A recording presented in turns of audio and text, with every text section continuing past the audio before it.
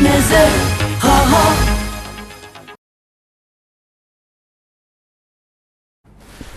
सत श्री अकाल दोस्तों, मैं दर्शन सिंह दर्शक खबर ते नज़र प्रोग्राम लैके हाज़र हाँ। अज दियां जो प्रमुख घटनावां दे उत्ते खबरां ने उन्हां विच्चों सब तो वड्डी जिहड़ी पिछले कई दिनों तो मीडिया दे विच चलदी आ रही है, अखबारां दी सुर्खी बनी हुई है, ओह मणिपुर दी हिंसा है। ये खबर सिर्फ पंजाब या भारत तक या मणिपुर तक सीमित नहीं है, ये हुण दुनिया दे विच कौमांतरी पद्धर दे उत्ते भी इस खबर ने अपनी जगह बनाई है। उसका कारण ये है कि भारत के मणिपुर सूबे दे विच जो कुछ वापरिया है उस दे उत्ते विदेशों के विच भी चिंता होण लग पई है। इस संबंध विच एक 27 जून नूं FIR दर्ज करवाई गई।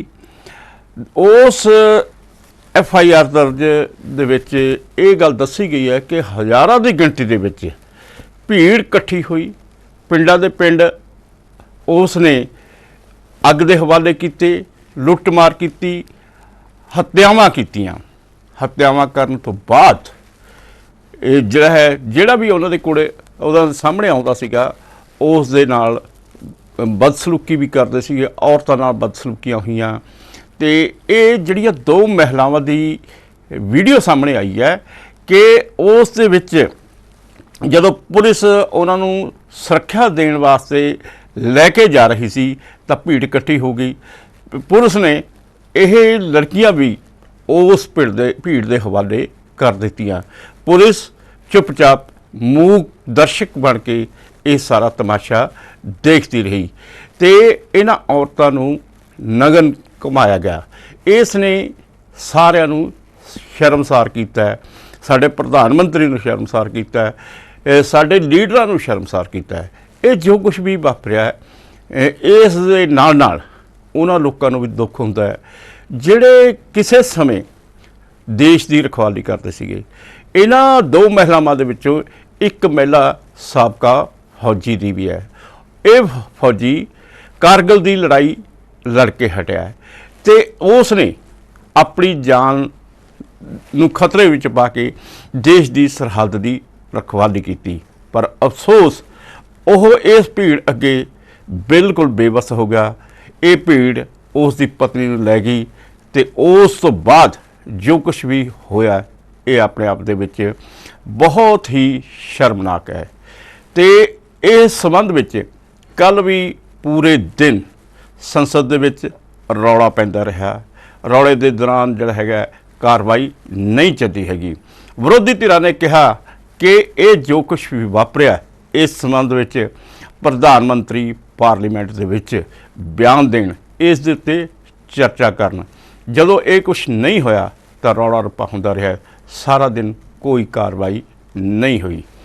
दूजे पासे मणिपुर के जिहड़े मुख मंत्री ने वीरेन, उन्होंने कहा कि ये जो कुछ भी होया है उसने साडे सूबे नूं दागदार कर दिता।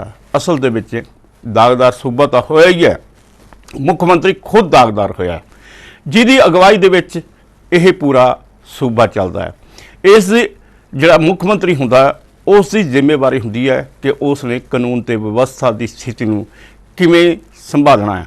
पर अफसोस की गल यह है कि ये जिहड़ी सरकार है ये बिल्कुल असफल रही। इस दी खुफिया एजेंसियां असफल रही है, इसकी पुलिस असफल रही।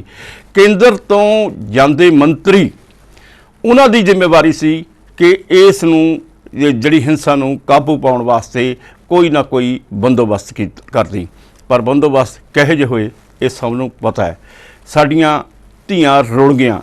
साडे एक दो महिलावां दा सवाल नहीं है, इस दे नाल ये प्रश्न उठदा है कि साडे देश दे विच अद्धियां महिलावां ने, अद्धी महिलावां दी जिहड़ी दुनिया उन्हां दी सुरक्षा दा सवाल है। ये जो कुछ भी वापरिया है इसकी कौमांतरी पद्धर के उत्ते भी निंदा हो रही है।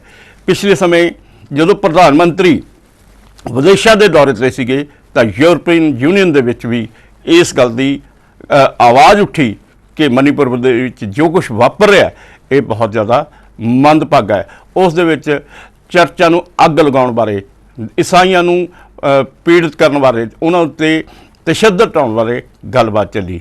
ਹੁਣ ਬਰਤਾਨੀਆ ਦੀ ਪਾਰਲੀਮੈਂਟ ਦੇ ਵਿੱਚ ਵੀ ਇਹੀ ਆਵਾਜ਼ ਉੱਠੀ ਹੈ ਕਿ ਮਨੀਪੁਰ ਦੇ ਵਿੱਚ ਕੀ ਕੁਝ ਹੋ ਰਿਹਾ।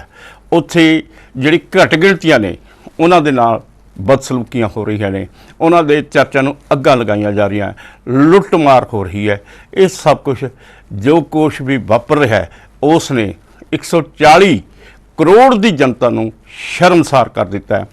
ਇਸ ਸ਼ਰਮਸਾਰ ਦੇ ਨਾਲ ਇਸ ਤੋਂ ਸਾਡੇ ਜਿਹੜੇ ਵੀ ਸੱਤਾਧਾਰੀ ਲੋਕ ਹੁੰਦੇ ਨੇ ਉਹਨਾਂ ਨੂੰ ਸਬਕ ਸਿੱਖਣ ਦੀ ਲੋੜ ਹੈ। ਜਿਹੜੇ ਵਿਰੋਧੀ ਧਿਰਾਂ 'ਚ ਹੁੰਦੇ ਉਹਨਾਂ ਨੂੰ ਵੀ ਸਬਕ ਸਿੱਖਣ ਦੀ ਲੋੜ ਹੈ, ਕਿਉਂਕਿ ਕੱਲ੍ਹ ਨੂੰ ਉਹਨਾਂ ਨੇ ਵੀ ਜਿਹੜਾ ਹੈਗਾ ਸੱਤਾ ਦੇ ਵਿੱਚ ਆਉਣਾ ਹੈ। ਪਰ ਅਫਸੋਸ ਦੀ ਗੱਲ ਹੈ ਕਿ ਜਿਹੜੇ ਸਾਡੇ ਸੱਤਾਧਾਰੀ ਹੁੰਦੇ ਨੇ ਉਹਨਾਂ ਵੱਲੋਂ ਸਮੇਂ ਦੇ ਉੱਤੇ ਕੋਈ ਕਾਰਵਾਈ ਨਹੀਂ ਕੀਤੀ ਹੁੰਦੀ। ਜੇ ਸਮੇਂ ਦੇ ਉੱਤੇ ਕਾਰਵਾਈ ਕੀਤੀ ਹੁੰਦੀ ਤਾਂ 1984 ਦੇ ਵਿੱਚ ਸਿੱਖਾਂ ਦਾ ਕਤਲੇਆਮ ਨਾ ਹੁੰਦਾ। ਜੇ ਸਮੇਂ ਸਿਰ ਕਾਰਵਾਈ ਕੀਤੀ ਹੁੰਦੀ ਤਾਂ ਗੁਜਰਾਤ ਵਿੱਚ ਦੰਗੇ ਨਾ ਹੁੰਦੇ। ਜੇ ਸਮੇਂ ਸਿਰ ਕਾਰਵਾਈ ਕੀਤੀ ਹੁੰਦੀ ਤਾਂ ਮਨੀਪੁਰ ਦੇ ਵਿੱਚ ਵੀ ਹਿੰਸਾ ਰੁਕ ਜਾਣੀ ਸੀਗੀ। ਇਹ ਇਕੱਲੇ ਆਪਾਂ ਭਾਜਪਾ ਤੇ ਕਾਂਗਰਸ ਦੀ ਗੱਲ ਨਹੀਂ ਹੈਗੀ। ਜਿੱਥੇ ਤ੍ਰਿਣਮੂਲ ਕਾਂਗਰਸ ਦੀ ਸੱਤਾ ਹੈ ਉੱਥੇ ਵੀ ਇੱਕ ਮਹਿਲਾ ਨੂੰ ਇਸੇ ਤਰੀਕੇ ਦੇ ਨਾਲ ਨੰਗਾ ਘੁਮਾਇਆ ਗਿਆ। ਇਹ ਜਿਹੜੀ ਖਬਰ ਹੈ 8 ਜੁਲਾਈ ਦੀ ਹੈ। 8 ਜੁਲਾਈ ਦੇ ਮੌਕੇ ਜਿਹੜਾ ਹੈ ਪੱਛਮੀ ਬੰਗਾਲ ਦੇ ਵਿੱਚ ਜਿਹੜਾ ਆਪਣਾ ਚੋਣਾਂ ਹੋ ਰਹੀ ਸੀ, ਪੰਚਾਇਤੀ ਚੋਣਾਂ ਦੇ ਦੌਰਾਨ ਇੱਕ ਮਹਿਲਾ ਉਮੀਦਵਾਰ ਸੀਗੀ ਜਿਹੜੀ ਕਿ ਤ੍ਰਿਣਮੂਲ ਕਾਂਗਰਸ ਦੇ ਉਮੀਦਵਾਰਾਂ ਦੇ ਖਿਲਾਫ ਖੜੀ ਸੀਗੀ। ਉਸ ਮਹਿਲਾ ਨੂੰ 30-40 ਬੰਦਿਆਂ ਨੇ ਉਸ ਦੀ ਕੁੱਟਮਾਰ ਕੀਤੀ, ਉਸ ਨੂੰ ਨੰਗਾ ਘੁਮਾਇਆ ਗਿਆ। ਇਹ ਜੋ ਕੁਛ ਵੀ ਵਾਪਰ ਰਿਹਾ ਹੈ ਇਹ ਬਹੁਤ ਹੀ ਮੰਦਭਾਗਾ ਹੈ।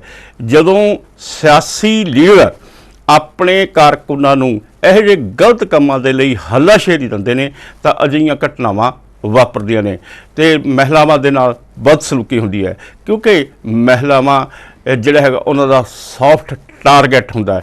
ਪੁਰਸ਼ਾਂ ਦੇ ਨਾਲ ਟੱਕਰ ਲੈਣ ਲੱਗਿਆ ਹੋ ਸਕਦਾ ਉਹਨਾਂ ਅੱਗਿਓਂ ਜਿਹੜਾ ਹੈਗਾ ਇੱਟ ਦਾ ਜਵਾਬ ਪੱਥਰ ਨਾਲ ਆਵੇ, ਪਰ ਮਹਿਲਾਵਾਂ ਜਿਹੜੀ ਕਮਜ਼ੋਰ ਇਸ ਮਾਮਲੇ ਵਿੱਚ ਲੜਾਈ ਝਗੜੇ ਦੇ ਵਿੱਚ ਕਮਜ਼ੋਰ ਹੁੰਦੀਆਂ ਨੇ ਉਹਨਾਂ ਦੇ ਨਾਲ ਇਸ ਤਰ੍ਹਾਂ ਕੀਤਾ ਜਾਂਦਾ ਹੈ। ਇਹ ਬਹੁਤ ਹੀ ਮੰਦਭਾਗੀ ਖਬਰ ਹੈ ਜਿਹੜੀ ਕਿ ਇਸ ਸਮੇਂ ਸਾਡੇ ਸਿਰਫ ਭਾਰਤ ਦੇ ਲਈ ਨਹੀਂ ਵਿਦੇਸ਼ਾਂ ਦੇ ਵਿੱਚ ਵੀ ਕੌਮਾਂਤਰੀ ਪੱਧਰ ਦੇ ਉੱਤੇ ਵੀ ਇਹ ਸਭ ਕੁਝ ਦੇਖਣ ਨੂੰ ਮਿਲ ਰਿਹਾ ਹੈ। ਅਸੀਂ ਅਕਸਰ ਹੀ ਇਹ ਦਾਅਵਾ ਕਰਦੇ ਹਾਂ ਕਿ ਭਾਰਤ ਵਿਸ਼ਵ ਗੁਰੂ ਬਣ ਜਾ ਰਿਹਾ ਹੈ ਤੇ ਇਹ ਕਿਸ ਤਰ੍ਹਾਂ ਦਾ ਵਿਸ਼ਵ ਗੁਰੂ ਬਣ ਰਿਹਾ ਹੈ ਜਿੱਥੇ ਮਹਿਲਾਵਾਂ ਸੁਰੱਖਿਅਤ ਨਹੀਂ, ਉੱਥੇ ਮਹਿਲਾਵਾਂ ਦੇ ਨਾਲ ਬਦਸਲੂਕੀਆਂ ਹੋ ਰਹੀਆਂ ਨੇ, ਉਹਨਾਂ ਨੂੰ ਨੰਗਾ ਘੁਮਾਇਆ ਜਾ ਰਿਹਾ। ਇਸ ਦੇ ਨਾਲ ਭਾਰਤ ਦੇ ਮੱਥੇ ਦੇ ਉੱਤੇ ਬਹੁਤ ਵੱਡਾ ਕਲੰਕ ਲੱਗਾ।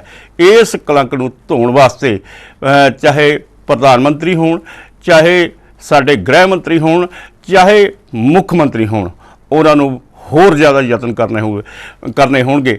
ਮਹਿਲਾਵਾਂ ਦੀ ਸੁਰੱਖਿਆ ਨੂੰ ਨਿਸ਼ਚਿਤ ਕਰਨਾ ਹੋਊਗਾ ਤੇ ਇਹ ਵਾਰ-ਵਾਰ ਸਵਾਲ ਆਉਂਦੇ ਨੇ। ਇਹ ਤਾਂ ਅੱਜ ਮਨੀਪੁਰ ਦੇ ਵਿੱਚ ਦੰਗਿਆਂ ਦੀ ਗੱਲ ਹੈ, ਜਦੋਂ ਅਸੀਂ ਆਮ ਦਿਨਾਂ ਦੇ ਵਿੱਚ ਵੀ ਦੇਖਦੇ ਹਾਂ ਮਹਿਲਾਵਾਂ ਦੇ ਨਾਲ ਬਹੁਤ ਸਾਰੀਆਂ ਬਦਸਲੂਕੀਆਂ ਹੁੰਦੀਆਂ ਨੇ, ਉਹਨਾਂ ਨਾਲ ਬਲਾਤਕਾਰ ਹੁੰਦੇ ਨੇ।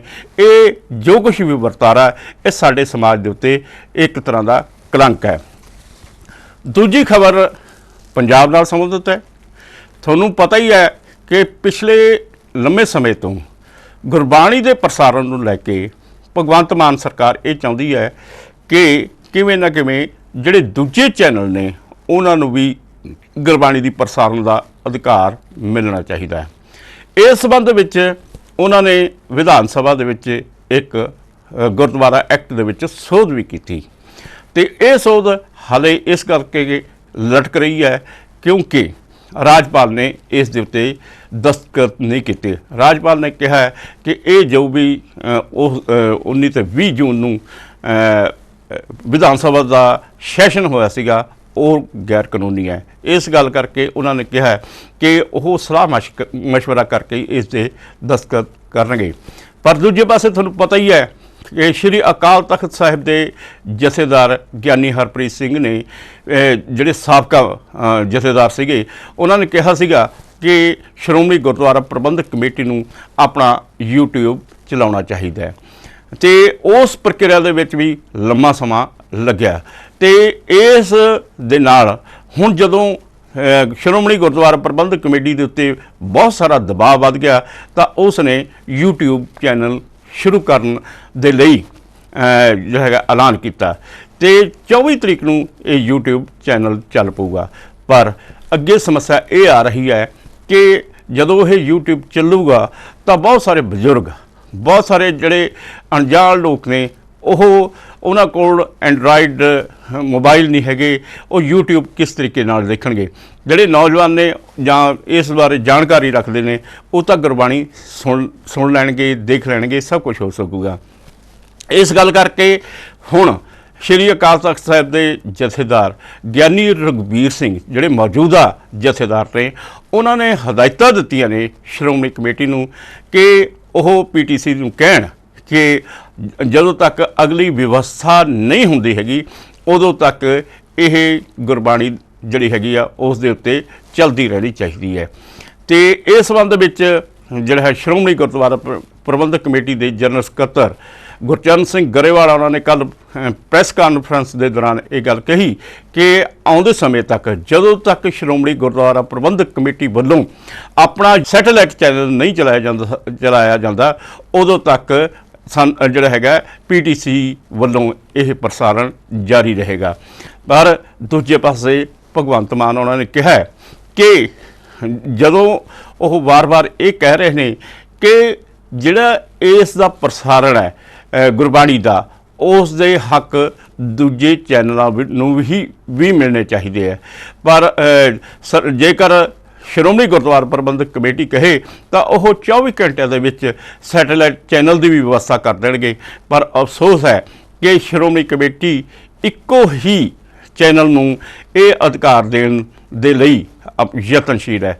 ਬਾਕੀ ਆਉਣ ਵਾਲੇ ਸਮੇਂ ਦੇ ਵਿੱਚ ਕੀ ਹੁੰਦਾ ਹੈ, ਪਰ ਇਹ ਗੱਲ ਸਹੀ ਹੈ ਕਿ ਆਮ ਲੋਕਾਂ ਨੂੰ ਜਿਹੜਾ ਸੈਟੇਲਾਈਟ ਚੈਨਲ ਦੇ ਰਾਹੀਂ ਹੀ ਇਹ ਪ੍ਰਸਾਰਣ ਦਿਖਾਇਆ ਜਾ ਸਕਦਾ ਹੈ।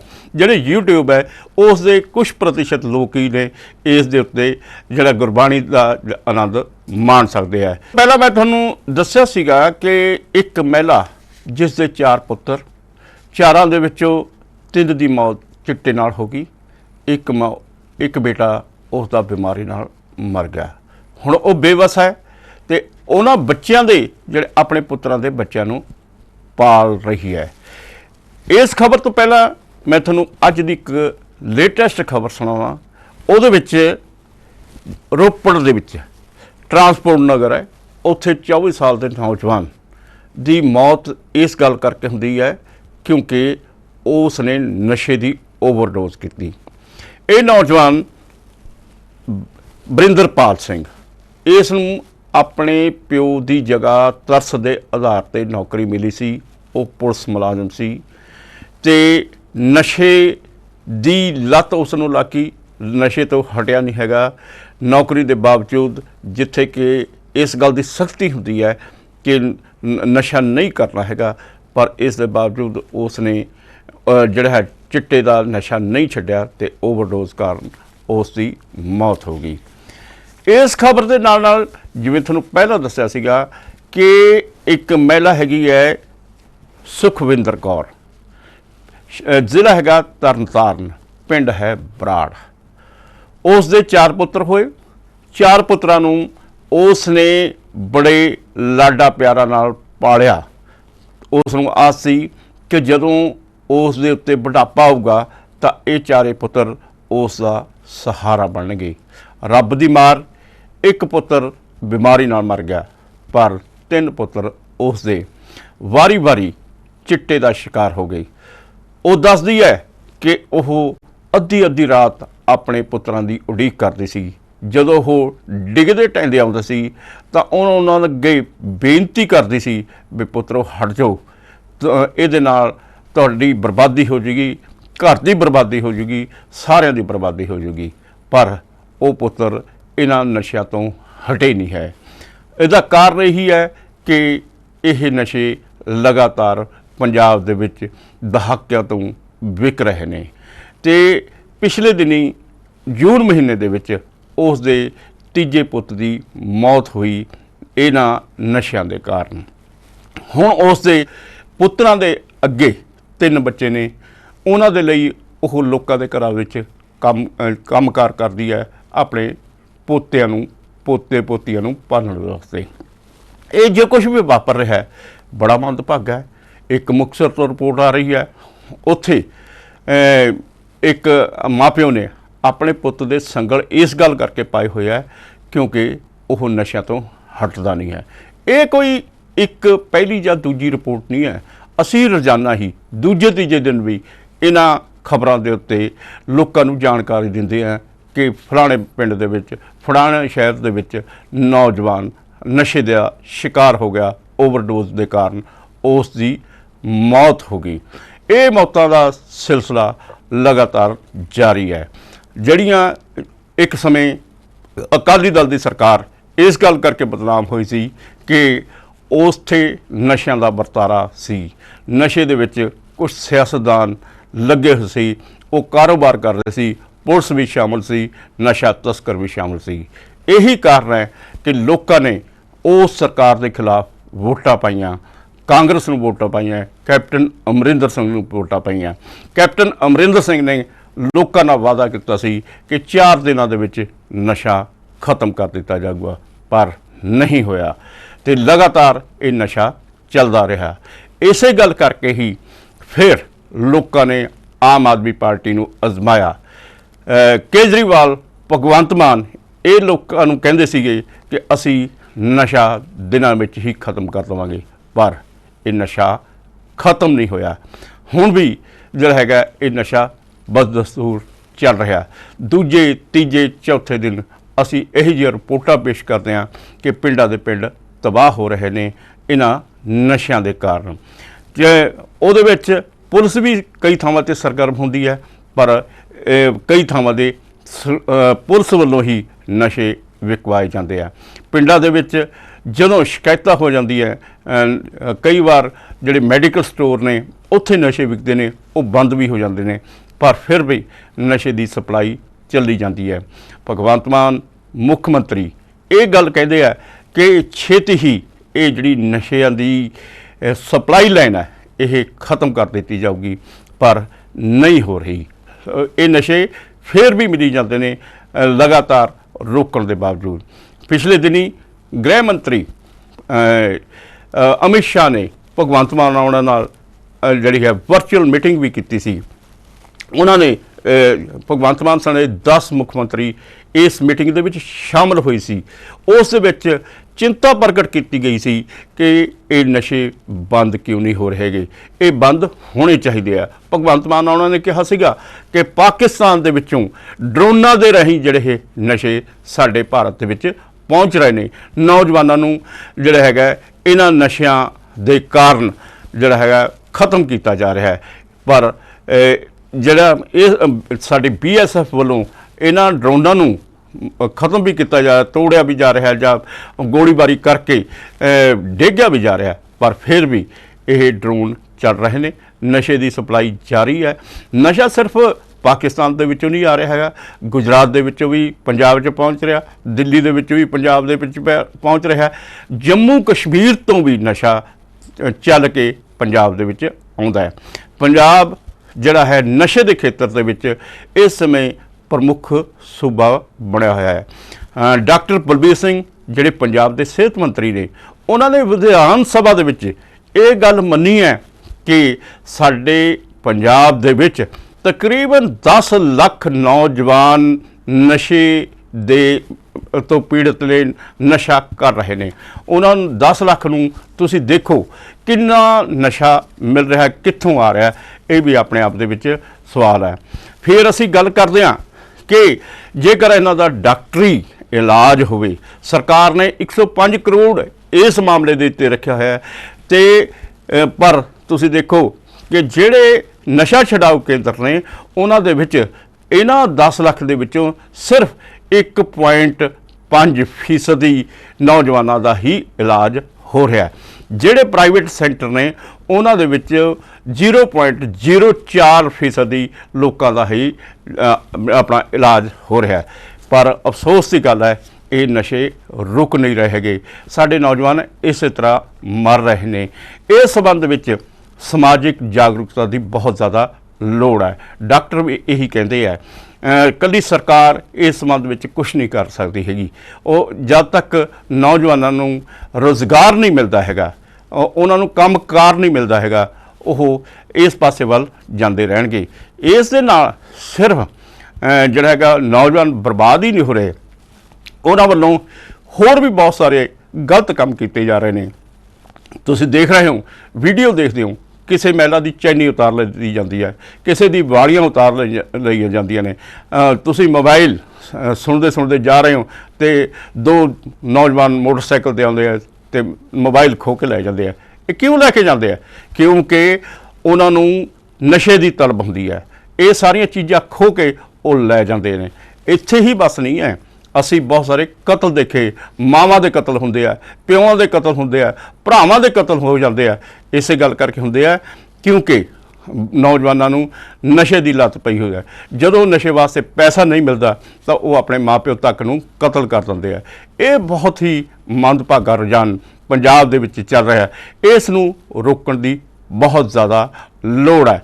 ਜੇਕਰ ਇਹ ਰੁਝਾਨ ਨਾ ਰੁਕਿਆ, ਸਾਡੀਆਂ ਸਰਕਾਰਾਂ ਇਸ ਸੰਬੰਧ ਵਿੱਚ ਗੰਭੀਰ ਨਾ ਹੋਈਆਂ, ਤਾਂ ਆਉਣ ਵਾਲੇ ਸਮੇਂ ਦੇ ਵਿੱਚ ਪੰਜਾਬ ਦਾ ਜਿਹੜਾ ਭਵਿੱਖ ਹੈ ਬਹੁਤ ਹੀ ਧੁੰਦਲਾ ਹੋ ਜਾਊਗਾ। ਇਸ ਸੰਬੰਧ ਵਿੱਚ ਜਿਹੜੀਆਂ ਵਿਰੋਧੀ ਧਿਰਾਂ ਨੇ ਉਹਨਾਂ ਨੂੰ ਸਿਆਸਤ ਨਹੀਂ ਕਰਨੀ ਚਾਹੀਦੀ ਅਤੇ ਨਾ, ਪਰ ਉਸ ਨੂੰ ਨੌਜਵਾਨਾਂ ਨੂੰ ਪ੍ਰੇਰਿਆ ਜਾਣਾ ਚਾਹੀਦਾ ਹੈ ਕਿ ਉਹ ਨਸ਼ਾ ਨਾ ਕਰਨ। ਸਰਕਾਰਾਂ ਨੂੰ ਵੀ ਚਾਹੀਦਾ ਹੈ ਉਹ ਰੁਜ਼ਗਾਰ ਮੁਹੱਈਆ ਕਰਨ ਤਾਂ ਜੋ ਨੌਜਵਾਨ ਇਹਨਾਂ ਗਲਤ ਪਾਸਿਆਂ ਨੂੰ ਨਾ ਜਾ ਸਕਣ। ਅਤੇ ਇਹਦੇ ਨਾਲ ਇੱਕ ਹੋਰ ਜਿਹੜੀ ਖਬਰ ਹੈ ਉਹ ਵੀ ਆਪਣੇ ਆਪ 'ਚ ਬੜੀ ਮੰਦਭਾਗੀ ਹੈ। ਉਹਦਾ ਕਾਰਨ ਇਹੀ ਹੈ ਕਿ ਜਿੱਥੇ ਅਸੀਂ ਨੌਜਵਾਨਾਂ ਨੂੰ ਇਹ ਕਹਿੰਦੇ ਆ ਵੀ ਨਸ਼ਿਆਂ ਤੋਂ ਰੁਕ ਜਾਣ, ਪਰ ਕੀ ਤੁਸੀਂ ਦੇਖਿਆ ਕਿ ਸਾਡੇ ਜਿਹੜੇ ਸਰਕਾਰੀ ਅਧਿਕਾਰੀ ਹੁੰਦੇ ਨੇ ਉਹ ਵੀ ਇਸ ਤਰ੍ਹਾਂ ਨਸ਼ੇ ਕਰ ਰਹੇ ਨੇ। ਪੁਲਿਸ ਵਾਲੇ, ਜਿਵੇਂ ਅੱਜ ਮੈਂ ਤੁਹਾਨੂੰ ਪਹਿਲੀ ਰਿਪੋਰਟ ਇਹੀ ਦੱਸੀ ਹੈ ਕਿ ਨੌਜਵਾਨ ਲੜਕਾ ਸੀ, 24 ਸਾਲ ਦਾ ਸੀਗਾ, ਪੁਲਿਸ ਦੇ ਵਿੱਚ ਭਰਤੀ ਸੀਗਾ, ਉਹ ਨਸ਼ੇ ਦੀ ਓਵਰਡੋਜ਼ ਦੇ ਕਾਰਨ ਮਰਿਆ। ਪਿਛਲੇ ਦਿਨੀ ਫਿਰੋਜ਼ਪੁਰ ਦੇ ਵਿੱਚ ਇੱਕ ਪੁਲਿਸ ਮੁਲਾਜ਼ਮ ਜਿਹਦੀ ਵੀਡੀਓ ਵੀ ਸਾਹਮਣੇ ਆਈ ਸੀ, ਉਹ ਨਸ਼ਾ ਕਰ ਰਿਹਾ ਸੀ ਚਿੱਟੇ ਦਾ, ਉਸ ਨੂੰ ਸਸਪੈਂਡ ਕੀਤਾ ਗਿਆ। ਇਹ ਹੋਰ ਵੀ ਬਹੁਤ ਸਾਰੇ ਪੁਲਿਸ ਅਧਿਕਾਰੀ ਇਹਨਾਂ ਕਾਰੋਬਾਰਾਂ ਦੇ ਵਿੱਚ ਸ਼ਾਮਲ ਨੇ ਜਿਨ੍ਹਾਂ ਨੂੰ ਗ੍ਰਿਫਤਾਰ ਵੀ ਕਰਨਾ ਰਹਿੰਦਾ ਹੈ। ਅਤੇ ਇਹਦੇ ਨਾਲ ਇੱਕ ਗੁਰਦਾਸਪੁਰ ਦੀ ਵੀ ਅੱਜ ਖਬਰ ਸਾਹਮਣੇ ਆਈ ਹੈ ਜਿੱਥੇ ਕਾਰਜਕਾਰੀ ਖਜ਼ਾਨਾ ਅਧਿਕਾਰੀ ਇੱਕ ਖੋਖੇ ਦੇ ਵਿੱਚ ਨਸ਼ੇ ਦੇ ਵਿੱਚ ਧੁੱਤ ਸਾਹਮਣੇ ਆਇਆ। ਉਹਦੀ ਵੀਡੀਓ ਸਾਹਮਣੇ ਆਈ ਹੈ। ਜਦੋਂ ਅਧਿਕਾਰੀ ਹੀ ਜਾਂ ਆਪਾਂ ਪੁਲਿਸ ਮੁਲਾਜ਼ਮ ਹੀ ਇਸ ਤਰੀਕੇ ਨਾਲ ਨਸ਼ੇ ਦੇ ਵਿੱਚ ਸ਼ਾਮਲ ਹੋਣਗੇ ਤਾਂ ਇਹ ਨਸ਼ਾ ਕਿਵੇਂ ਰੋਕਿਆ ਜਾ ਸਕਦਾ ਹੈ। ਉਹ ਜਿਹੜੀ ਅਗਲੀ ਰਿਪੋਰਟ ਹੈ ਉਹ ਕਾਨੂੰਨ ਤੇ ਵਿਵਸਥਾ ਨਾਲ ਜੁੜੀ ਹੋਈ ਹੈ। ਇੱਕ ਪਾਸੇ ਕਾਨੂੰਨ ਤੇ ਵਿਵਸਥਾ ਇਹੋ ਜਿਹੀ ਬਣੀ ਹੋਈ ਹੈ ਕਿ ਅੱਜ ਕੱਲ੍ਹ ਜਿਹੜੇ ਲੋਕ ਨੇ ਪੁਲਿਸ ਦੀ ਵੀ ਪਰਵਾਹ ਨਹੀਂ ਕਰਦੇ ਅਤੇ ਆਈਆਂ ਹੋਈਆਂ ਪੁਲਿਸ ਟੀਮਾਂ ਦੇ ਉੱਤੇ ਵੀ ਹਮਲਾ ਕਰ ਦਿੰਦੇ ਨੇ। ਇੱਕ ਰਿਪੋਰਟ ਮਾਛੀਵਾੜਾ ਦੇ ਮਾਂਡਾ ਇਲਾਕੇ ਦੀ ਹੈ। ਉੱਥੇ ਪੁਲਿਸ ਨੂੰ ਇਹ ਪਤਾ ਲੱਗਿਆ ਕਿ ਨਜਾਇਜ਼ ਮਾਈਨਿੰਗ ਹੋ ਰਹੀ ਹੈ, ਰੇਤੇ ਦੀਆਂ ਟਰਾਲੀਆਂ ਭਰ ਕੇ ਲਿਜਾਈਆਂ ਜਾ ਰਹੀਆਂ ਨੇ। ਜਦੋਂ ਪੁਲਿਸ ਨੇ ਰੇਡ ਕੀਤੀ ਤਾਂ ਰੇਡ ਕਰਕੇ ਪੁਲਿਸ ਨੇ ਜਿਹੜੀ ਹੈ ਰੇਤ ਦੀ ਟਰਾਲੀ ਰੋਕ ਲਈ, ਕਾਬੂ ਵਿੱਚ ਕਰ ਲਈ। ਇਸ ਦੌਰਾਨ ਕੁਝ ਲੋਕ ਆਏ, ਭੀੜ ਇਕੱਠੀ ਹੋ ਗਈ, ਉਹਨਾਂ ਨੇ ਪੁਲਿਸ ਦੇ ਉੱਤੇ ਹੀ ਹਮਲਾ ਕਰ ਦਿੱਤਾ। ਇਸ ਦੇ ਨਾਲ ਕਈ ਪੁਲਿਸ ਵਾਲੇ ਜ਼ਖਮੀ ਹੋ ਗਏ, ਦੋ ਦੀ ਤਾਂ ਨੱਕ ਦੀ ਹੱਡੀ ਟੁੱਟ ਗਈ। ਜਦੋਂ ਅਸੀਂ ਕਾਨੂੰਨ ਤੇ ਵਿਵਸਥਾ ਦੀ ਗੱਲ ਕਰਦੇ ਹਾਂ, ਜਦੋਂ ਪੁਲਿਸ ਦੇ ਉੱਤੇ ਇਹੋ ਜਿਹੇ ਹਮਲੇ ਹੁੰਦੇ ਆ ਤਾਂ ਇਸ ਸੰਬੰਧ ਵਿੱਚ ਵੀ ਸਰਕਾਰ ਨੂੰ ਗੰਭੀਰ ਹੋਣਾ ਚਾਹੀਦਾ ਹੈ। ਜਿਹੜੇ ਲੋਕ ਕਾਨੂੰਨ ਨੂੰ ਆਪਣੇ ਹੱਥ ਵਿੱਚ ਲੈਂਦੇ ਆ ਉਹਨਾਂ ਖਿਲਾਫ ਵੀ ਸਖਤ ਤੋਂ ਸਖਤ ਕਾਰਵਾਈ ਹੋਣੀ ਚਾਹੀਦੀ ਹੈ। ਜਦੋਂ ਪੁਲਿਸ ਦੇ ਉੱਤੇ ਅਜਿਹਾ ਹੁੰਦਾ ਹੈ ਤਾਂ ਤੁਸੀਂ ਇਹ ਦੇਖ ਸਕਦੇ ਹੋ ਕਿ ਆਮ ਲੋਕਾਂ ਦੀ ਜ਼ਿੰਦਗੀ ਕਿਹੋ ਜਿਹੀ ਹੋਊਗੀ, ਆਮ ਲੋਕ ਕਿਵੇਂ ਸੁਰੱਖਿਅਤ ਹੋ ਸਕਦੇ ਆ। ਦੂਜੀ ਖਬਰ ਇੱਕ ਹੋਰ ਜਿਹੜੀ ਹੈਗੀ ਆ ਉਹ ਚਮਕੌਰ ਸਾਹਿਬ ਦੇ ਪਿੰਡ ਜਸੜਾ ਦੀ ਹੈ। ਉੱਥੇ ਦੋ ਮਾਸੂਮ ਲੜਕੀਆਂ ਹਾਲੇ ਸਕੂਲ ਜਾਂਦੀਆਂ ਨੇ, ਉਹਨਾਂ ਨਾਲ ਛੇੜਖਾਨੀ ਕੀਤੀ ਜਾਂਦੀ ਹੈ ਦੋ ਬੰਦਿਆਂ ਵੱਲੋਂ ਤੇ ਜਦੋਂ ਉਸ ਦਾ ਭਰਾ, ਉਹਨਾਂ ਲੜਕੀਆਂ ਦਾ ਭਰਾ ਉਹਨੂੰ ਇਹਨਾਂ ਨੌਜਵਾਨਾਂ ਨੂੰ ਰੋਕਣ ਦੀ ਕੋਸ਼ਿਸ਼ ਕਰਦਾ ਹੈ ਤਾਂ ਉਹਨਾਂ ਵੱਲੋਂ ਉਸ ਦੇ ਨਾਲ ਕੁੱਟਮਾਰ ਕੀਤੀ ਜਾਂਦੀ ਹੈ। ਕੁੱਟਮਾਰ ਵੀ ਇੰਨੀ ਕੁ ਕੀਤੀ ਜਾਂਦੀ ਹੈ, ਉਹਦੀਆਂ ਲੱਤਾਂ ਤੋੜ ਦਿੱਤੀਆਂ ਜਾਂਦੀਆਂ ਨੇ, ਬਾਹਾਂ ਤੋੜ ਦਿੱਤੀਆਂ ਜਾਂਦੀਆਂ ਨੇ।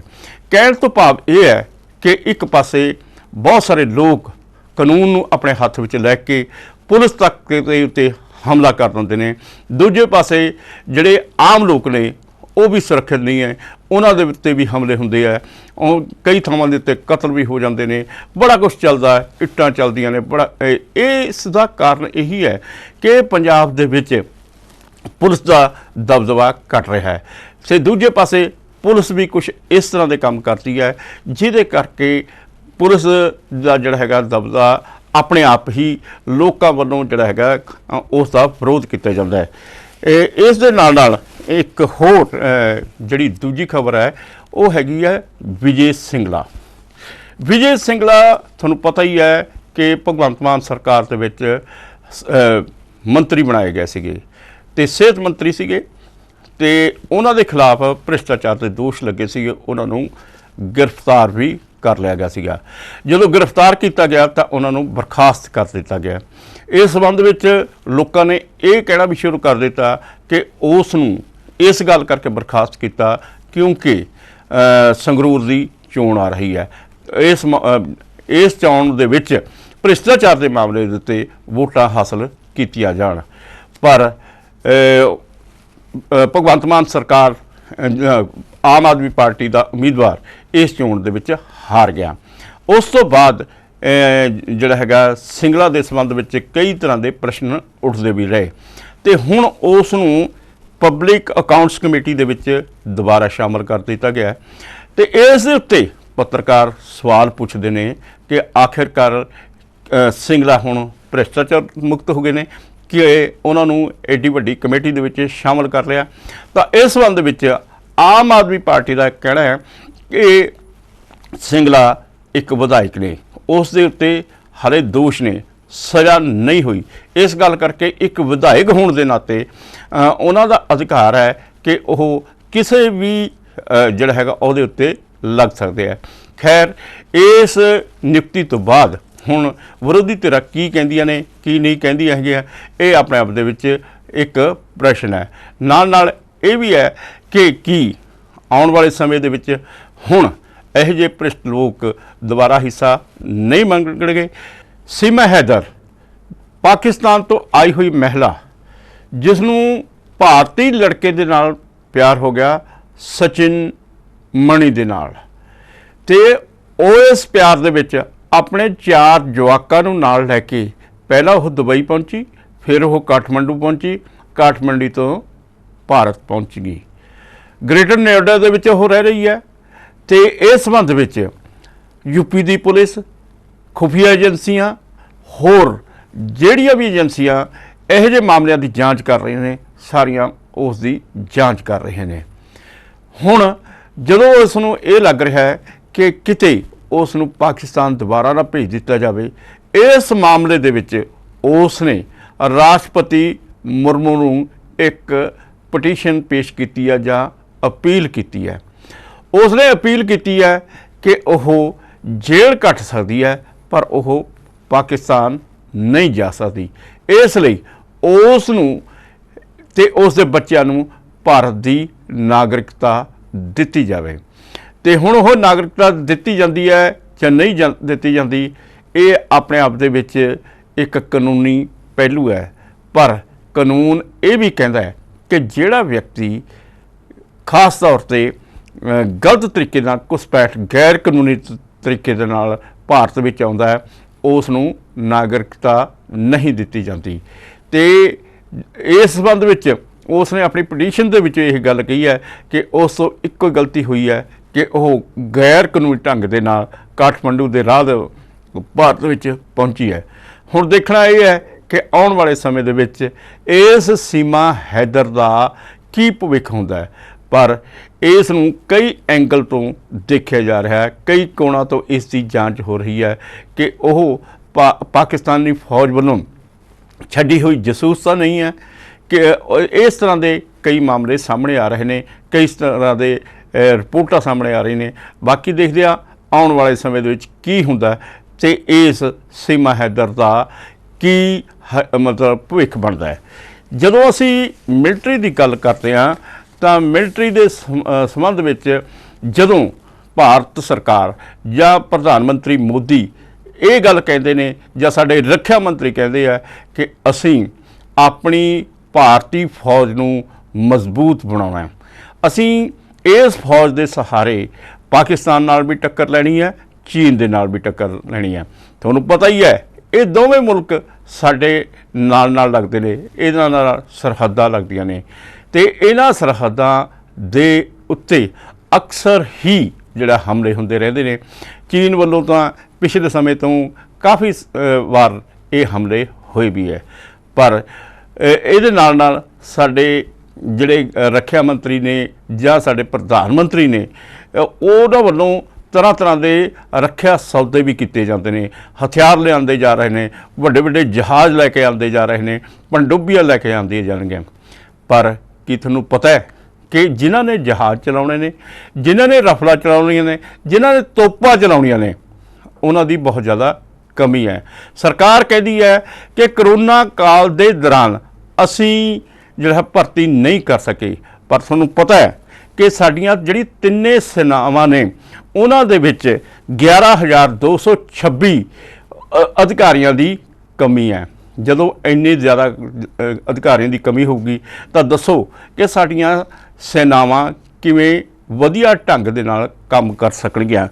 ਜਿਸ ਜਿਹੜੀ ਫੌਜ ਹੈ ਉਹਦੇ ਵਿੱਚ ਮੇਜਰ ਤੇ ਕੈਪਟਨ ਪੱਧਰ ਦੇ ਜਿਹੜੇ ਹੈਗਾ ਅਧਿਕਾਰੀਆਂ ਦੀ ਕਮੀ ਹੈ। ਇੱਕ ਰਿਪੋਰਟ ਅਨੁਸਾਰ ਇਸ ਸਮੇਂ ਜਿਹੜੀ ਆਪਣੀ ਥਲ ਸੈਨਾ ਹੁੰਦੀ ਹੈ ਉਸ ਦੇ ਵਿੱਚ 294 ਜਿਹੜੇ ਹੈਗੇ ਮੇਜਰਾਂ ਦੀ ਕਮੀ ਹੈ, 4734 ਕੈਪਟਨਾਂ ਦੀ ਕਮੀ ਹੈ। ਇਸੇ ਤਰੀਕੇ ਨਾਲ ਹਵਾਈ ਸੈਨਾ ਦੇ ਵਿੱਚ 881 ਸਕੁਐਡਰਨ ਲੀਡਰ ਤੇ 940 ਫਲਾਈਟ ਲੈਫਟੀਨੈਂਟ ਦੀ ਕਮੀ ਹੈ। ਜਲ ਸੈਨਾ ਦੇ ਵਿੱਚ 2617 ਲੈਫਟੀਨੈਂਟ ਕਮਾਂਡਰਾਂ ਤੇ ਹੋਰ ਅਧਿਕਾਰੀਆਂ ਦੀ ਕਮੀ ਹੈ। ਜਦੋਂ ਇੰਨੀ ਜ਼ਿਆਦਾ ਕਮੀ ਹੋਊਗੀ ਤੁਸੀਂ ਆਪ ਹੀ ਹਿਸਾਬ ਲਾ ਸਕਦੇ ਹੋ ਕਿ ਸਾਡੀ ਫੌਜ ਕਿਸ ਤਰੀਕੇ ਨਾਲ ਕੰਮ ਕਰ ਸਕੂਗੀ। ਇਸ ਗੱਲ ਕਰਕੇ ਤੁਹਾਨੂੰ ਪਤਾ ਹੀ ਹੈ ਕਿ ਪਿਛਲੇ ਦਿਨੀ ਭਾਰਤ ਸਰਕਾਰ ਨੇ ਅਗਨੀਵੀਰ ਜਿਹੜੇ ਹੈਗਾ ਉਹਨਾਂ ਨੂੰ ਭਰਤੀ ਕਰਨਾ ਸ਼ੁਰੂ ਕੀਤਾ ਹੈ, ਪਰ ਇਸ ਦਾ ਵੀ ਵਿਰੋਧ ਹੋਇਆ ਕਿਉਂਕਿ ਉਹਨਾਂ ਨੂੰ 4-4 ਸਾਲ ਹੀ ਇਸ ਦੇ ਵਿੱਚ ਕੰਮ ਕਰਨ ਨੂੰ ਮੌਕਾ ਮਿਲੂਗਾ ਤੇ ਜੇਕਰ ਅਸੀਂ ਭਾਰਤੀ ਫੌਜ ਨੂੰ ਮਜ਼ਬੂਤ ਕਰਨਾ ਹੈ ਤਾਂ ਇਹ ਭਰਤੀਆਂ ਕਰਨੀਆਂ ਪੈਣਗੀਆਂ, ਤਾਂ ਹੀ ਸਾਡੀ ਫੌਜ ਮਜ਼ਬੂਤ ਹੋ ਸਕਦੀ ਹੈ। ਇੱਕ ਹੋਰ ਵੀ ਬਹੁਤ ਹੀ ਮੰਦਭਾਗੀ ਖਬਰ ਸਾਡੇ ਸਾਹਮਣੇ ਹੈ। ਇਹ ਖਬਰ ਤੁਹਾਨੂੰ ਪਤਾ ਹੈ ਕਿ ਤੁਸੀਂ ਬਹੁਤ ਸਾਰੀਆਂ ਵੀਡੀਓ ਦੇਖੀਆਂ ਹੋਣਗੀਆਂ, ਨੌਜਵਾਨ ਨੱਚ ਰਹੇ ਨੇ, ਟੱਪ ਰਹੇ ਨੇ, ਕਿਸੇ ਵਿਆਹ ਸ਼ਾਦੀ ਦੇ ਵਿੱਚ ਅਚਾਨਕ ਨੌਜਵਾਨ ਨੂੰ ਦਿਲ ਦਾ ਦੌਰਾ ਪੈ ਜਾਂਦਾ ਹੈ ਤੇ ਉਸ ਦੀ ਮੌਤ ਹੋ ਜਾਂਦੀ ਹੈ। ਹੋਰ ਜਿਹੜਾ ਨੌਜਵਾਨ ਵਰਜਿਸ਼ ਕਰ ਰਿਹਾ ਜਿਮ ਦੇ ਵਿੱਚ ਤੇ ਉਸ ਦੀ ਮੌਤ ਹੋ ਜਾਂਦੀ ਹੈ। ਇਸ ਸੰਬੰਧ ਵਿੱਚ ਜਿਹੜੇ ਸਾਡੇ ਸਿਹਤ ਮੰਤਰੀ ਨੇ ਮਨਸੁਖ ਮਾਲਵੀਆ ਨੇ ਵੀ ਇਸ ਦੇ ਉੱਤੇ ਚਿੰਤਾ ਪ੍ਰਗਟ ਕੀਤੀ ਹੈ। ਹਾਲੇ ਇਸ ਤਰ੍ਹਾਂ ਦੇ ਅੰਕੜੇ ਸਾਹਮਣੇ ਨਹੀਂ ਆਏ ਕਿ ਇਹ ਮੌਤਾਂ ਕਿੰਨੀਆਂ ਹੋ ਗਈਆਂ ਨੇ, ਪਰ ਮੌਤਾਂ ਹੋ ਰਹੀਆਂ ਨੇ। ਇਸ ਦੇ ਉੱਤੇ ਉਹਨਾਂ ਨੇ ਵੀ ਚਿੰਤਾ ਪ੍ਰਗਟ ਕੀਤੀ ਹੈ। ਉਹਨਾਂ ਨੇ ਦੱਸਿਆ ਦੇਸ਼ ਦੇ 40 ਹਸਪਤਾਲਾਂ ਦੇ ਵਿੱਚ ਇਸ ਸੰਬੰਧ ਵਿੱਚ ਜਾਂਚ ਹੋ ਰਹੀ ਹੈ ਕਿਉਂਕਿ ਉੱਥੇ 20 ਸਾਲ ਤੋਂ ਲੈ ਕੇ 45 ਸਾਲ ਦੇ ਨੌਜਵਾਨ ਆਏ ਜਿਨ੍ਹਾਂ ਦੀ ਜਿਹੜਾ ਹੈਗਾ ਦਿਲ ਦਾ ਦੌਰਾ ਪੈਣ ਕਾਰਨ ਮੌਤ ਹੋ ਗਈ। ਬਹੁਤ ਸਾਰੇ ਲੋਕ ਇਹ ਕਹਿ ਰਹੇ ਨੇ ਕਿ ਕਰੋਨਾ ਕਾਲ ਦੇ ਦੌਰਾਨ ਜਿਹੜੀ ਵੈਕਸੀਨ ਲਗਾਈ ਗਈ ਸ਼ਾਇਦ ਉਸ ਦਾ ਉਲਟਾ ਅਸਰ ਤਾਂ ਨਹੀਂ ਹੈ ਤੇ ਮਾਲਵੀਆ ਵਾਲੇ ਵੀ ਇਹੀ ਕਹਿ ਰਹੇ ਨੇ ਕਿ ਅਸੀਂ ਇਸ ਦੀ ਜਾਂਚ ਕਰ ਰਹੇ ਹਾਂ ਕਿ ਕਿਤੇ ਇਸ ਦਾ ਨਾ ਪੱਖੀ ਪ੍ਰਭਾਵ ਤਾਂ ਨਹੀਂ ਪਿਆ ਤੇ ਇਹ ਜੋ ਕੁਝ ਵੀ ਵਾਪਰ ਰਿਹਾ ਇਹ ਕਾਫੀ ਜ਼ਿਆਦਾ ਮੰਦਭਾਗਾ ਹੈ। ਇਸ ਦੇ ਨਾਲ ਇਹ ਵੀ ਹੈ ਕਿ ਇਸ ਸਮੇਂ ਨੌਜਵਾਨਾਂ ਨੂੰ ਆਪਣੇ ਭਵਿੱਖ ਨੂੰ ਲੈ ਕੇ ਬੜੀ ਚਿੰਤਾ ਰਹਿੰਦੀ ਹੈ ਕਿਉਂਕਿ ਸਰਕਾਰਾਂ ਕੋਲ ਨੌਕਰੀਆਂ ਨਹੀਂ ਹੈਗੀਆਂ ਤੇ ਹੋਰ ਪ੍ਰਾਈਵੇਟ ਖੇਤਰਾਂ ਦੇ ਵਿੱਚ ਵੀ ਵਧੀਆ ਨੌਕਰੀਆਂ ਨਹੀਂ ਮਿਲਦੀਆਂ। ਨੌਜਵਾਨ ਪੜ੍ਹ ਲਿਖ ਜਾਂਦੇ ਨੇ, ਵੱਡੀਆਂ ਡਿਗਰੀਆਂ ਲੈ ਲੈਂਦੇ ਨੇ। ਦੂਜੇ ਪਾਸੇ ਸਾਡੇ ਦੇਸ਼ ਦੇ ਵਿੱਚ ਜਿਹੜੀ ਆਪਣੀ ਆਬਾਦੀ ਹੈ ਇਹ ਬਹੁਤ ਜ਼ਿਆਦਾ ਵੱਧ ਗਈ ਹੈ। ਆਬਾਦੀ ਵਧਣ ਦੇ ਕਾਰਨ ਰੁਜ਼ਗਾਰ ਦੇ ਮੌਕੇ ਘਟ ਰਹੇ ਨੇ, पर सरकार इस गल भी आसमंद है कि इस नौजवान आबादी ਨੂੰ ਅਸੀਂ ਵਧੀਆ ਉਸਾਰੂ ਢੰਗ ਦੇ ਨਾਲ ਵਰਤ ਸਕਦੇ ਹਾਂ ਤੇ ਜੇਕਰ ਇਸ ਦੀ ਵਰਤੋਂ ਸਹੀ ਹੁੰਦੀ ਹੈ ਤਾਂ ਨੌਜਵਾਨਾਂ ਦਾ ਭਵਿੱਖ ਵੀ ਵਧੀਆ ਹੋ ਸਕਦਾ। ਪਰ ਇਹ ਮੈਡੀਕਲ ਐਂਗਲ ਤੋਂ ਦੇਖਣ ਦੀ ਲੋੜ ਹੈ, ਇਸ ਦੀ ਜਾਂਚ ਦੀ ਲੋੜ ਹੈ ਕਿ ਆਖਰਕਾਰ ਨੌਜਵਾਨਾਂ ਦੀਆਂ ਮੌਤਾਂ ਕਿਉਂ ਹੋ ਰਹੀਆਂ ਨੇ। ਇਸ ਦੇ ਨਾਲ ਨਾਲ ਇੱਕ ਪੰਜਾਬ ਤੋਂ ਵੀ ਬੜੀ ਵੱਡੀ ਖਬਰ ਹੈ। ਕੱਲ ਇਹ ਲੁਧਿਆਣਾ ਦੇ ਵਿੱਚ ਕੁਝ ਫਰਜ਼ੀ ਇੱਕ ਕਾਲ ਸੈਂਟਰ ਫੜਿਆ ਗਿਆ।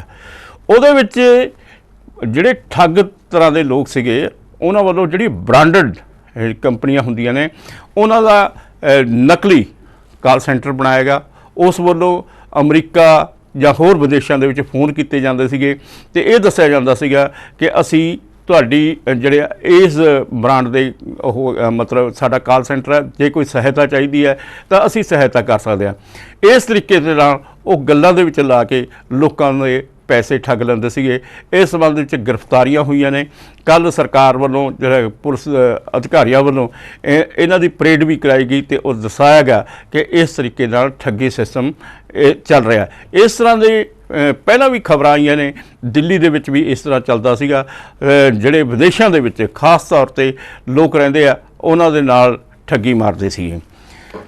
ਅਗਲੀ ਖਬਰ ਮਮਤਾ ਬੈਨਰਜੀ ਦੀ ਹੈ। ਮਮਤਾ ਬੈਨਰਜੀ ਜਿਹੜੇ ਤੇਜ਼ ਤਰਾਰ ਲੀਡਰ ਨੇ, ਮੁੱਖ ਮੰਤਰੀ ਨੇ ਪੱਛਮੀ ਬੰਗਾਲ ਦੇ, ਕੱਲ੍ਹ ਉਹਨਾਂ ਦੀ ਸੁਰੱਖਿਆ ਦੇ ਵਿੱਚ ਸੇਂਧਮਾਰੀ ਹੋ ਗਈ ਤੇ ਉਹਨਾਂ ਦੇ ਉੱਤੇ ਹਮਲਾ ਕਰਨ ਦੇ ਲਈ ਇੱਕ ਲੜਕਾ ਚਲਾ ਗਿਆ। ਲੜਕੇ ਦਾ ਨਾਂ ਹੈ ਸ਼ੇਖ ਨੂਰ ਆਲਮ। ਉਸ ਨੂੰ ਪੁਲਿਸ ਨੇ ਦਬੋਚ ਲਿਆ ਤੇ ਸ਼ੁਕਰ ਹੈ ਕਿ ਮਮਤਾ ਬੈਨਰਜੀ ਦੇ ਉੱਤੇ ਹਮਲਾ ਨਹੀਂ ਹੋਇਆ ਤੇ ਇਹ ਆਪਣੇ ਆਪ ਦੇ ਵਿੱਚ ਬਹੁਤ ਹੀ ਨੁਕਸਾਨਦੇਹ ਹੋ ਸਕਦਾ ਸੀਗਾ ਮੁੱਖ ਮੰਤਰੀ ਦੇ ਲਈ।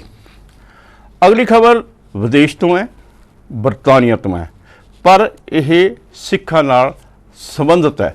ਅਸੀਂ ਅਕਸਰ ਹੀ ਇਸ ਤਰ੍ਹਾਂ ਦੀਆਂ ਖਬਰਾਂ ਦਾ ਸਾਹਮਣਾ ਕਰਦੇ ਆ ਰਹੇ ਸੀਗੇ। ਕੱਲ੍ਹ ਵੀ ਆਪਾਂ ਇੱਕ ਖਬਰ ਦਾ ਜ਼ਿਕਰ ਕੀਤਾ ਸੀਗਾ ਕਿ ਬੇਅਦਬੀ ਦੇ ਮਾਮਲੇ ਦੇ ਵਿੱਚ ਇੱਕ ਵਿਅਕਤੀ ਨੂੰ 5 ਸਾਲ ਦੀ ਕੈਦ ਹੋਈ ਹੈ। ਇਸ ਦੇ ਨਾਲ ਨਾਲ ਇਹ ਜਿਹੀਆਂ ਖਬਰਾਂ ਦੇ ਉੱਤੇ ਵੀ ਜ਼ਿਕਰ ਕਰਦੇ ਸੀਗੇ ਕਿ ਸ਼੍ਰੀ ਗੁਰੂ ਗ੍ਰੰਥ ਸਾਹਿਬ ਦੀ ਬੇਅਦਬੀ ਹੋਈ ਹੈ।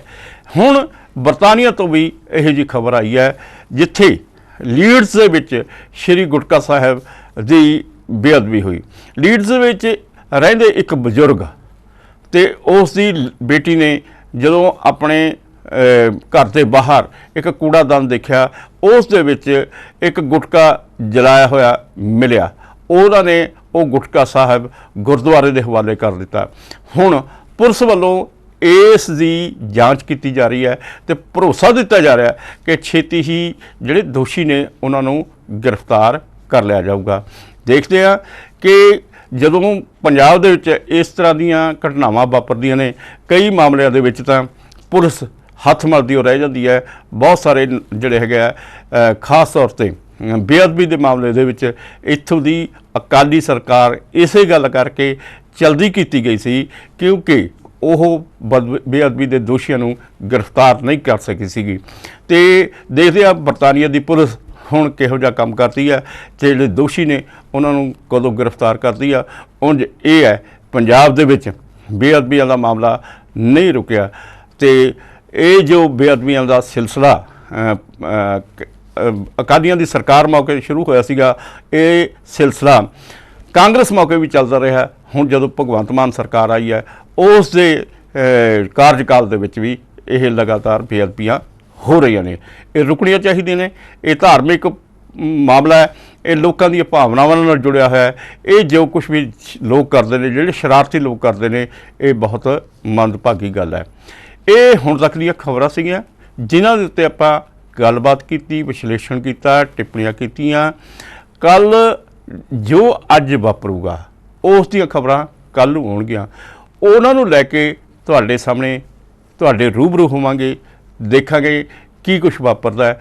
ਕੱਲ੍ਹ ਤੱਕ ਦੇ ਲਈ ਮੈਨੂੰ ਦਿਓ ਆਗਿਆ। ਸਤਿ ਸ਼੍ਰੀ ਅਕਾਲ। खबर ते नजर, हाँ हाँ